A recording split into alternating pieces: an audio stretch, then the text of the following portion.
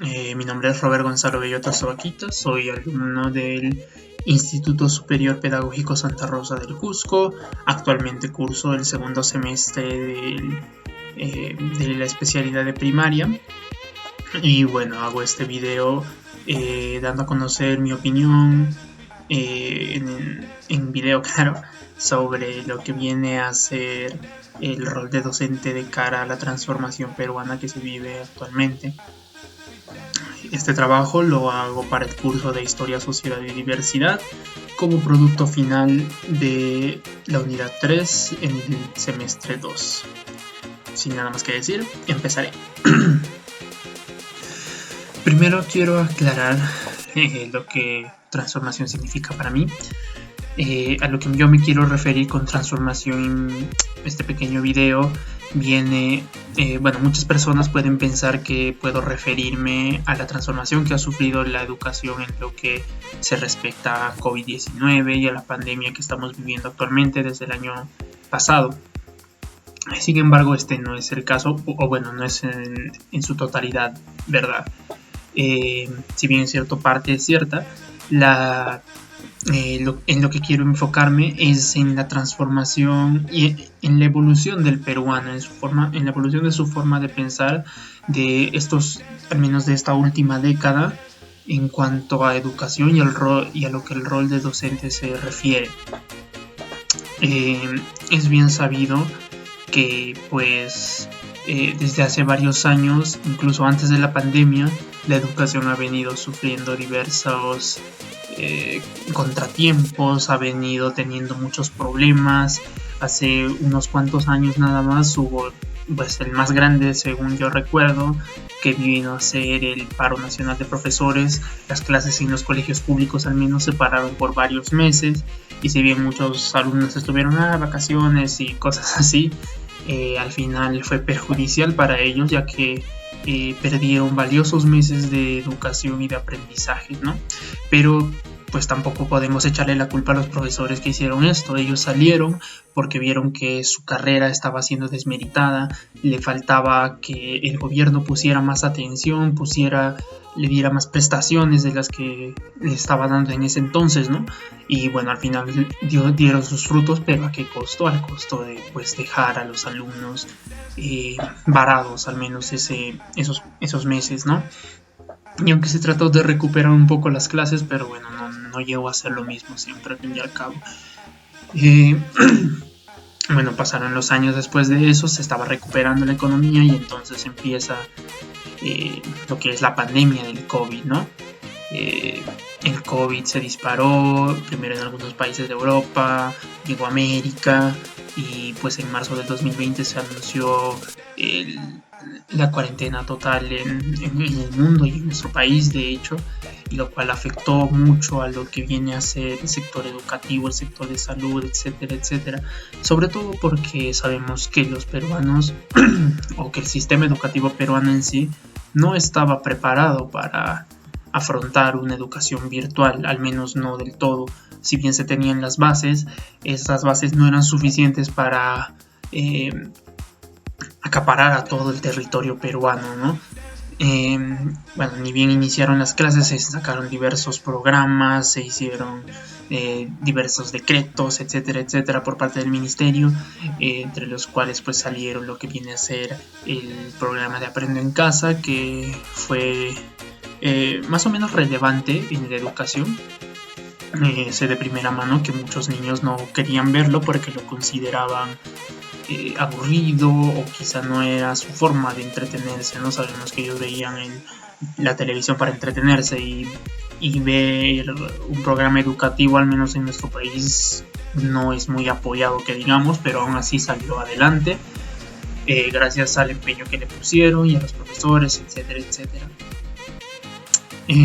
Lo que sí fue un problema gravísimo y se evidenció fue que pues lo abandonado que estaba en las zonas rurales en cuanto a internet, recursos tecnológicos, etcétera, etcétera, porque pues se empezó a llevar clases de manera virtual.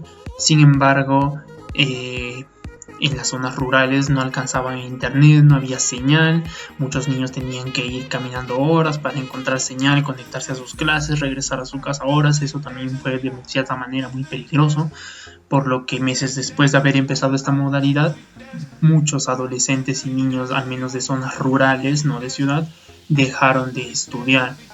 Esto también está relacionado a lo que viene a ser el dinero, que pues sabemos que la mayoría de peruanos se gana la vida diariamente, trabajando diariamente, saca para poder solventar sus gastos, y debido a la cuarentena tuvo que usar todos los ahorros que tenía para sustentarse sin tener que trabajar. Entonces, cuando llegó determinado punto en el que ya no podían mantenerse, el Estado sacó bonos, etcétera, etcétera, pero sinceramente los bonos no fueron muy efectivos, o al menos pues hubo corrupción de por medio, ¿no? Como siempre en nuestro país, lamentablemente, ya que pues el bono le salió a personas que no lo necesitaban, y personas que sí lo necesitaban no contaron con el bono. Bueno, pongo de ejemplo a mi persona. Mi familia es una de comerciantes, tenemos nuestra tienda, y bueno, nosotros también vivíamos el día a día. Por la cuarentena nos fuimos forzados a lo que es cerrar nuestras tiendas, no podíamos solventar nuestros gastos. De cierta manera gastamos todos nuestros ahorros, y aún así nunca nos llegó un apoyo del gobierno, o nunca nos tocó en este caso, ¿no? Afortunadamente logramos salir de ello, pero bueno, no me desviaré del tema. Entonces el COVID trajo consigo todas esas dificultades, y aún así, a pesar de todo esto que se estaba viviendo sobre el COVID, otro problema grande que se empezó que empezó a salir, a resurgir, fue pues el problema político, ¿no? En estos años hemos tenido cerca de 5 presidentes. A uno lo vacaron, el otro entró pero no estaba cualificado, lo sacaron a los días de entrar, hicieron marchas, murieron 2 personas. Los problemas políticos de siempre, pero con mayor fuerza, ¿no? Esto también afectó al sector educativo, ya que entraba un ministro, salía el mismo ministro, cambiaban al ministro, y fue toda una chanfainita al final, ya que pues no teníamos una cabeza firme que pudiera guiarnos en esta virtualidad. Se dejó de lado muchos programas, si bien es cierto, se sacaron también algunos para que los docentes pudieran de cierta manera adecuarse a las nuevas plataformas virtuales para dar sus clases. Estas no fueron suficientes, y aquí es donde pues salió a brillar lo que es la vocación docente, por así decirlo, ya que cada docente pues puso empeño y puso de sí mismo para aprender estas plataformas, para aprender cómo manejar recursos tecnológicos y poder dictar sus clases de mejor manera y mucho más didácticas, ¿no? Sabemos que en la educación virtual, estar sentado frente a una máquina es muy difícil, y sobre todo para niños pequeños, ¿no? De inicial, primaria, que ellos todavía son muy inquietos, quieren estar moviéndose o quieren estar hablando con el compañero. Pero bueno, gracias a los profesores eso al menos ahora se ha resuelto a cierta manera, ¿no?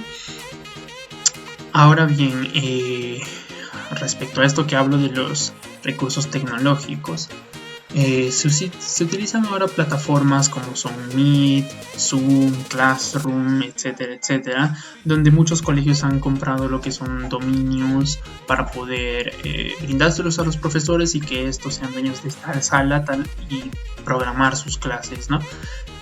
Aún así, gracias a la observación que tuve en el curso de práctica e investigación, pude ver pues que se sigue manteniendo el problema que es que los niños son muy inquietos, algunos no prenden su cámara, otros ponen excusas de que no le escucho, mi internet, etcétera, etcétera, y bueno, como profesores no podemos saber si está mintiendo o si está poniendo una excusa, ¿no? Y bueno, por ese lado también es un poco dificultuoso ahora. Y bueno, también quiero tocar lo que es el tema del bicentenario, ¿no? Existen varios documentos que dicen objetivos de cara al bicentenario, ¿no? y son pues objetivos plausibles, son objetivos que se han podido llevar con el tiempo, pero que obviamente aún no se han cumplido en su totalidad. Y la verdad, no creo que haya algún país que los haya cumplido en su totalidad. Siempre se va avanzando de poco en poco, pero al menos en nuestro país considero que si bien los docentes ponen de su parte, el gobierno no lo hace. El gobierno necesita mejorar este ámbito que es la educación, necesita impulsar la educación, necesita impulsar la carrera de la pedagogía. Quiero hacer un énfasis en esto, ya que es precisamente la pedagogía lo que el Perú necesita, ¿no? Deben haber la misma cantidad de profesores para la misma cantidad de alumnos, como mínimo. En nuestro Perú hay, en las ciudades al menos, hay muchos profesores, eso está muy bien, pero en las zonas rurales toca un profesor para 50 niños y necesariamente el profesor necesita saber el quechua. Esto ya es un enfoque cultural, ¿no? Pero hay muchos profesores que no lo saben, entonces van, llegan, no se entienden con los niños, les enseñan mal. Si bien hay algunos que sí hacen el esfuerzo por aprenderlo, pero son muy pocos, ¿no? Entonces es a un llamado a lo que es el Ministerio de Educación para tratar de incentivar, lanzar programas, lanzar actividades para atraer a más gente a esta carrera de que es la pedagogía. Bueno, considerando todos estos problemas que está viviendo actualmente nuestro país, considero que la transformación peruana en cuanto a pensamiento sobre la educación se está dando. Estamos viendo la importancia, al menos ahora en la pandemia, estamos viendo la importancia de un profesor. Estamos viendo todo el esfuerzo que pone un profesor en sus clases. No es simplemente aparecerte un día y dictar una clase que se te venga en la mente y ya. Trata más de lo que es planificar, ver las deficiencias de tus alumnos, ver sus fortalezas, observar, estar en constante observación, a realizar documentos que te ayuden a guardar ese tipo de información, hacer planificaciones anuales, ver las competencias, estándares de aprendizaje, etcétera, etcétera, ¿no? Es un trabajo muy complejo, por así decirlo, pero que pues muchas personas lo hacen con gusto, ¿no? Y eso es lo bonito de que pues estos profesores tengan una vocación docente tan fuerte. Y bueno, si preguntan el rol que está cumpliendo el docente ahora, diría que viene a ser el mismo que ha venido cumpliendo, pero con algunas variaciones. El rol del docente siempre ha sido el de guía, el de transmitir sus conocimientos a los alumnos de forma bidireccional, ¿no? Permitirles que lleguen a tener un pensamiento crítico, también permitirles que ellos mismos analicen las situaciones y saquen sus propias conclusiones.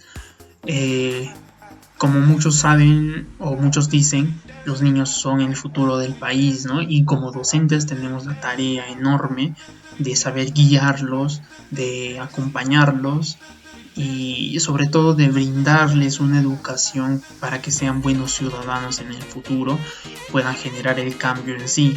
Si los niños vienen a hacer lo que es el cambio, los docentes somos los que vamos a generar el cambio. Quiero dejar eso bien claro. Y bueno, ya para finalizar quiero resaltar lo que dije. El docente tiene que evolucionar junto con el país, tiene que evolucionar junto con el mundo, tiene que adecuarse a lo que son las tecnologías, tiene que adecuarse a los problemas que suceden, ya sean políticos, ya sean de salud como lo estamos viendo ahora. Tenemos que ser conscientes de lo que como profesores podemos hacer y tenemos que ir constantemente evolucionando, buscando información. De eso trata ser un buen docente y sobre todo pues tener la suficiente vocación docente para poder seguir dándolo todo en este trabajo. Mi nombre es Robert Gonzalo Beitazoquita y agradezco su atención. Muchas gracias.